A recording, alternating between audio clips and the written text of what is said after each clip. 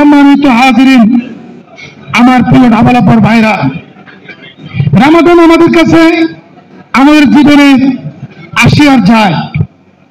আমাদের জীবনের 50 বছরে 50টি রমাদান আমরা পেয়েছি, 60 বছরে 60টি রমাদান পেয়েছি। আমার জীবনের কি পরিবর্তন হয়েছে? তাকওয়া হয়েছে, মুত্তাকি হয়েছি। রমাদান তো এসেছে মুত্তাকি করার জন্য। উমর ইবনে খাত্তাব রাদিয়াল্লাহু তাআলা একদিন তাকওয়া সম্পর্কে জিজ্ঞাসা করছেন। তাকওয়া সম্পর্কে কাব ইবনে উবাইকে জিজ্ঞাসা করলেন যে, হে আমিরুল মুমিনিন, তাকওয়া জিনিসটা কি? কাব ইবনে উবাই বলতেছেন, তুমি কি কোনোদিন কাঁটাযুক্ত রাস্তায় তুমি চলাচল করেছ? উমর ইবনে খাত্তাব বলেন, অবশ্যই চলাচল করেছি। বলে যে কাঁটাযুক্ত রাস্তায় চলাচল করার পদ্ধতিটা কি, কিভাবে চলতাম? বললো, অত্যন্ত সাবধানতার সহিত চলতাম। তাকওয়া হলো সেটাই যেটার মাধ্যমে ব্যক্তি জীবন থেকে শুরু করে, পারিবারিক জীবন থেকে শুরু করে, সামাজিক জীবন থেকে শুরু করে, অর্থনৈতিক জীবন থেকে শুরু করে একজন ব্যক্তি অত্যন্ত সাবধানতা অবলম্বন করার নাম হলো তাকওয়া। প্রিয় ভাইরা আমার, আজকে কি আমরা সেই সাবধানতা অবলম্বন করে চলি? আল্লাহ রাসূল তাকওয়া বুঝাতে চেয়ে বলছে, আত্তাকাউ হাহুনা, আত্তাকাউ হাহুনা, আত্তাকাউ হাহুনা। তিনি তার বুকের দিকে 3 বার ইঙ্গিত করে বলছেন, তাকওয়া হলো এখানে, তাকওয়া হলো এখানে, তাকওয়া হলো এখানে।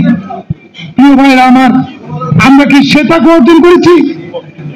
অথচ তো আল্লাহ সুবহানাহু বলছেন, লাআল্লাকুম তাত্তাকুন। রমাদান মাস তোমাদেরকে তাকওয়া অর্জন করার সুযোগ করে দেওয়ার জন্য এসেছে।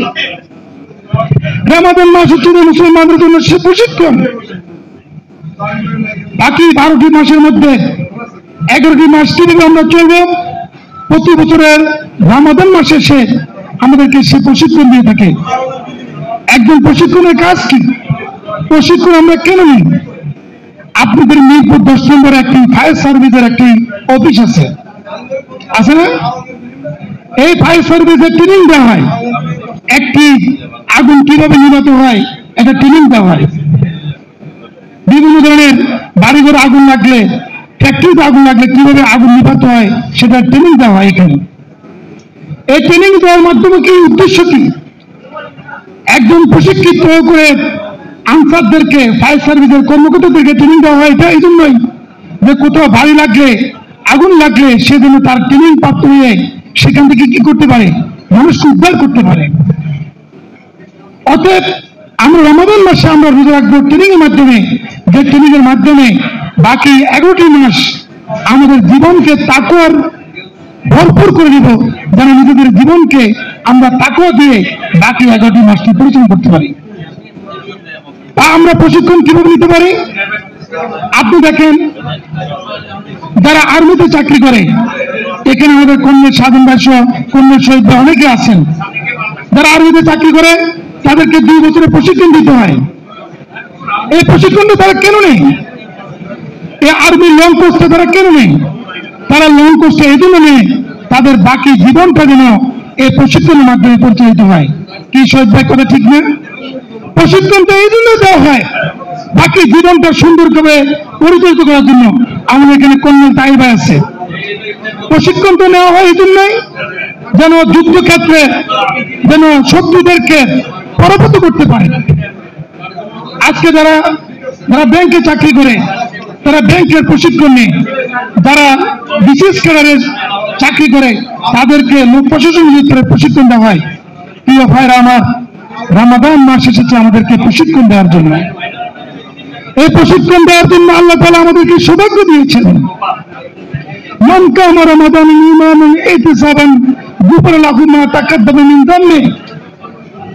রমাদান মাসের যে ব্যক্তি কিয়াম করলো, আল্লাহ সুবহানাহু ওয়া তাআলা তার অতীতের গুনাহ মাফ করে দিবেন। শাহরু ইযা দাখালা শাহরু রমাদান ফুতিহাত আবওয়াবুস সামা। আল্লাহ তাআলা, আল্লাহ রাসূল বলেন, রমাদান মাস যখন আসে, ফুতিহাত আবওয়াবুস সামা, আসমানের দরজাগুলোকে খুলে দেওয়া হয়। ফুতিহাত আবওয়াবুর রাহমা, রহমতের দরজাগুলোকে খুলে দেওয়া হয়। ওয়া গুল্লিকাতু আবওয়াবু জাহান্নাম, জাহান্নামের দরজাগুলোকে বন্ধ করে দেওয়া